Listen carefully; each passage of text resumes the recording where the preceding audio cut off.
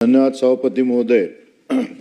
260च्या प्रस्तावावर आज राज्यातल्या मराठी शाळेचा फार मोठा या ठिकाणी प्रश्न आहे. आज महाराष्ट्रामध्ये जवळपास 65 ते 68 हजार मराठी माध्यमांच्या शाळा कार्यरत आहे. राज्याची ही जी आकडेवारी जर आपण बघितली तर आज पालकांचा इंग्रजी माध्यमांकडे कल हा वाढलेला आहे. मागील 2 वर्षाच्या कालावधीमध्ये कोकण असेल, विदर्भ, पश्चिम महाराष्ट्र आणि मराठवाडा आणि उत्तर महाराष्ट्र या भागामध्ये जवळपास 255 मराठी शाळा या बंद पडलेल्या आहे. राज्यात गेल्या 4 वर्षांमध्ये पटसंख्या आणि संच मान्यतेच्या अटीमुळे तब्बल 624 मराठी माध्यमांच्या शाळा या कमी झालेल्या आहे.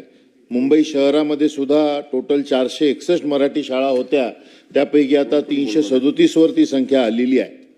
या मराठी शाळा बंद होण्याचे जे काही कारण आहे, अनेक यापूर्वी सगळ्या या ठिकाणी त्याचं कथन सर्वांनी केलेलं आहे आणि आपल्या सर्वांना ही कल्पना आहे की आज पालक जे आहे ते इंग्रजी माध्यमांकडे वळत आहे. प्रत्येकाला असं वाटतं की आज या शैक्षणिक या युगामध्ये माझ्या मुलाला इंग्रजी आली पाहिजे, म्हणून पालक हे आपल्या मुलाला इंग्रजी माध्यमाच्या शाळेकडे वळवतात आणि मग त्याच्यामुळं दिवसेंदिवस या मराठी शाळा या बंद पडत चाललेल्या आहे. पण फक्त काही हीच एक कारण याच्यामध्ये आहे असं मला वाटत नाही. कारण अनेक शाळांमध्ये आज विद्यार्थ्यांची संख्या 10 पेक्षा जर कमी असेल तर त्या शाळा आज मराठी शाळा बंद करण्यात आलेल्या आहे आणि त्या मर्जिंग शासन त्याचं आज मर्जिंग त्या ठिकाणी करत आहे. राज्य सरकारच्या सुधारित ज्या काही संच मान्यतेचं धोरण आहे त्यामध्ये पटसंख्येमध्ये 20 विद्यार्थी कमीत कमी असणं आज गरजेचं आहे. ज्या शाळेमध्ये 20 विद्यार्थी संख्येपेक्षा कमी विद्यार्थी आहे त्या ठिकाणी शिक्षक सुद्धा दिल्या जात नाही आणि परिणामी शिक्षक नसल्यामुळं त्या शाळा त्या ठिकाणी बंद होत आहेत आणि त्यामुळं त्या ठिकाणी परत समूह शाळेमध्ये त्या कन्वर्ट या ठिकाणी होत आहेत. या ठिकाणी मराठी भाषेचे संवर्धन आणि प्रत्येक मुलाला मातृभाषेतून दर्जेदार शिक्षण मिळणे हा घटनात्मक अधिकार आहे. परंतु इंग्रजी माध्यमांचे वाढते आकर्षण आणि भौतिक सुविधांचा अभाव यामुळे सुद्धा मराठी शाळा बंद पडत आहे. आपण पाहतो वर्षानुवर्ष आपण आज आपल्या नगरपालिकेच्या शाळा असतील, जिल्हा परिषदेच्या शाळा असतील, आज त्याची काय परिस्थिती आहे आपण हे पाहतो. त्या ठिकाणी नीट छत नाही आहे, विद्यार्थ्यांच्या बसण्याच्या सुविधा नाही आहे, त्या ठिकाणी पंख्यांची व्यवस्था नाही आहे.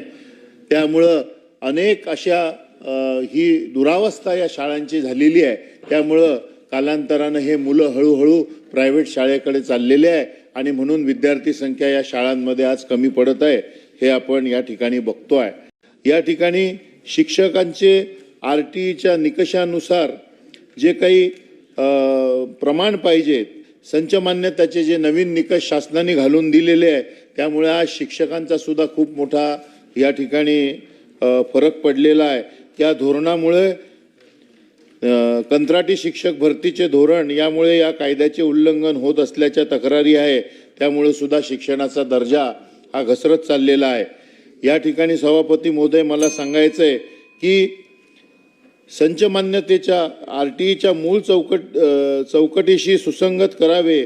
कंत्राटी पद्धतीऐवजी पवित्र पोर्टल मार्फत पूर्णवेळ शिक्षकांची पारदर्शक व जलद भरती करण्याची या ठिकाणी गरज आहे. आज आपण पाहतो की आज सरकारने शिपायाचं सुद्धा पद हे या ठिकाणी बंद केलेलं आहे. अनेक शाळा महाराष्ट्रामध्ये अशा आहे की त्या आज झाडायला साफसफाई करायला त्या ठिकाणी आज शिपाई नाही आहे. त्या ठिकाणी मुलींचे स्वच्छतागृह आहे, त्या स्वच्छतागृहांची काय दुरवस्था आहे. बच्चूभाऊ ग्रामीण भागात आपण पाहतो साफसफाई करायला सुद्धा त्या ठिकाणी आज शिपाई नाही. शिपाई भरायचा असेल तर 5-6 हजार रुपये ते कॉन्ट्रीब्युटेड त्याला मानधन तत्वावर त्या ठिकाणी द्या असं म्हणतात.